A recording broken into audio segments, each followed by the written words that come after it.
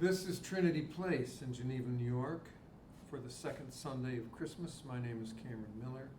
This is a reflection on Sirach, or Ecclesiasticus 24, 1 through 12. The poem Beginning by Leah Perpua, and John, chapter 1, verses 1 through 9. In the beginning, it's all about how we conjure it, says the poet. In the beginning was the Word with God, says John.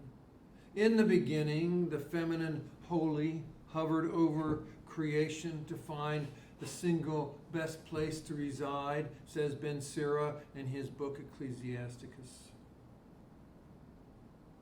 I don't know anything about the beginning, but New Year's has me nostalgic and reflective again.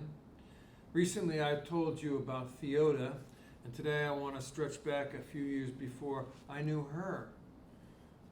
It was when I was 27 and a curate straight out of seminary in Lafayette, Indiana.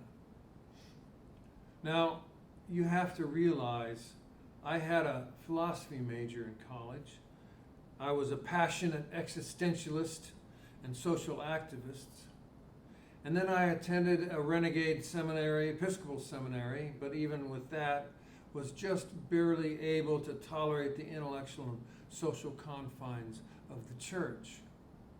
In short, although the Episcopal Church is exceedingly roomy, I felt like a black shirt and a white collar was a very tight fit right from the beginning. Unlike a lot of my classmates, whose ordinations were the culmination of long-held dreams and ambition, I entered priesthood one step at a time, tiptoeing even. As soon as I arrived at the church in Lafayette, the very tired rector took off for a month's vacation. It was the sink or swim method. All I can say, looking back, is that there were some incredibly gracious people in that congregation. And one of the most gracious of them all was named Sally. Sally was only a few years older than me and had already given birth to 4 children. In addition, she adopted 4 more. Each adopted child had some kind of disability and were also, I think, biracial. 8 children. 8 children. I will never forget what she said to me when I left that parish at the end of my 2-year internship. I was newly married and about to become a rector for the first time. And Sally told me that her prayer for me was that I would have children, lots and lots of children. But I don't want kids, I said. You need a lot of kids, she replied. Why? They'll stretch you. And you need a lot of stretching. Oh, how she was right, both about having kids and about me. I met Sally on the very first day in my office at that church in Lafayette. I was unpacking my meager office items, a few mementos from seminary, and I can still see Sally leaning against the table and talking all about her family. At the time, Sally was emerging from a sojourn among evangelicals and charismatic Episcopalians, something that seemed like the other side of the moon to me. And even though I was the one wearing a clerical collar, she spoke freely and with great confidence about the Bible and faith and prayer and Jesus, all things that I choked on. What would Jesus do was not in the nomenclature yet. But if it had been, she would have been telling me what Jesus would do and therefore what she was doing to be like Jesus. Sally was remarkably enthusiastic and able to tell me in detail what God was doing in her life. Now realize, please, I was literally days out of the seminary womb, a place feathered with overly rational scholasticism and academic arrogance. As I listened to Sally, but not really listened as I have learned to do since, I was flabbergasted to hear her speak about God answering her prayers in the same tone of voice that she would describe grocery shopping. When she confided in me about her prayers for a microwave oven, which was a relatively new consumer item at the time, I blurted out with indignation, "Do you think God really cares if you have a microwave? Why would God give you a microwave and allow children in the Horn of Africa to starve?" I may have used an expletive. I often did in those days. Sally looked at me, appeared totally unaffected by what I thought was the incongruity of her prayer for a microwave and another mother's starving baby, and responded, "Well, yes, I think God cares." And then she told me exactly how God does such things. I was blinded by my arrogance, I can see now, or I would have been able to recognize that my assertions about God could, or about what God could or could not do, were every bit as ridiculous as Sally's, probably even more so. In 2008, some 30 years after Lafayette, I began raising money for an organization in El Salvador.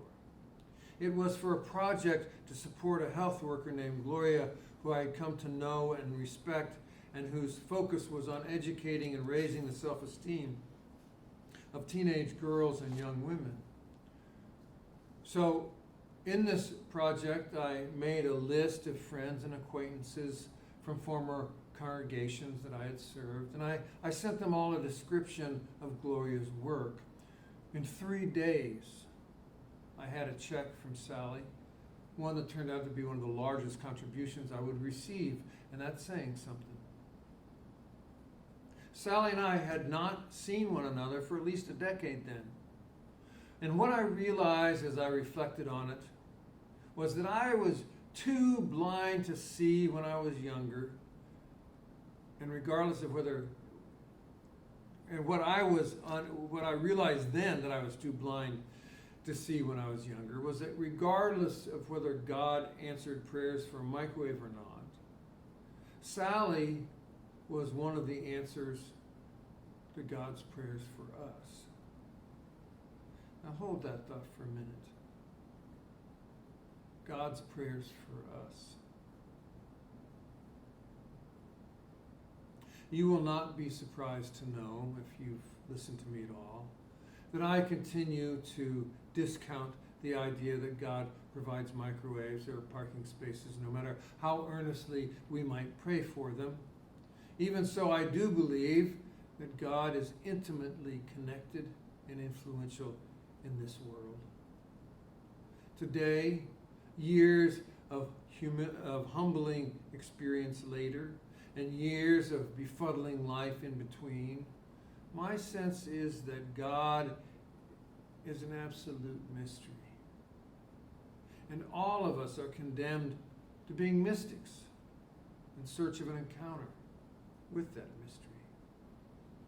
In fact, that's what I would say when somebody asks me how we know anything about God, which is that we get to encounter God. We don't get knowledge about God. We get an experience, not a theory. We get a bump in the dark, not a how-to manual. These days, I don't theorize much about God at all. It is enough to simply encounter the holy in whatever way it presents itself, and to let those moments influence which direction that we put one foot in front of the other. I am able to say with some certainty that I'm able to say now with some certainty that I didn't have when I knew Sally, that every single one of us has had an encounter with God, or the holy, or the mystical, or whatever doggone thing we want to call it. Many of us are shy when it comes to talking about encountering God, and most of us do not have the confidence to talk out loud about our encounters. But that does not mean that we haven't had them. Such encounters can be intellectual, can be intuitive, can be visionary, can be communal, can be sacramental, can be even tactile. There are all kinds of encounters with the holy. They are not measurable, predictable, definable, or replicable in a laboratory. Instead, they are utterly subjective and more often subtle than dramatic, more often quiet than awesome, and within the ordinary more than the extraordinary. Let me leave you with one homely example that you've encountered. An ordinary encounter with the holy, with God. It is an encounter that most of us in this community have had, and you may never have thought of it as an encounter with God. But you could, you might. I would even recommend it. Think about baptism for a moment. Think about your baptism, even though you probably don't remember it. In that moment when we were baptized, we held hands with a first century Ethiopian eunuch, with a Roman senator's wife, with a 6th century French peasant, with a 12th century South Indian farmer, with a 17th century West African slave, with a 19th century American robber baron, with a 20th century Russian Pentecostal, with a 21st century Chinese Episcopalian. By this massive circle of hand-holding that has taken place across time and over continents and through cultures, we have infused history and even our very own lives with the presence of Jesus of Nazareth. Through baptism, you and I actually become the body that God can use to walk around in the world and to be involved in life as we live it, through which God actually influences things.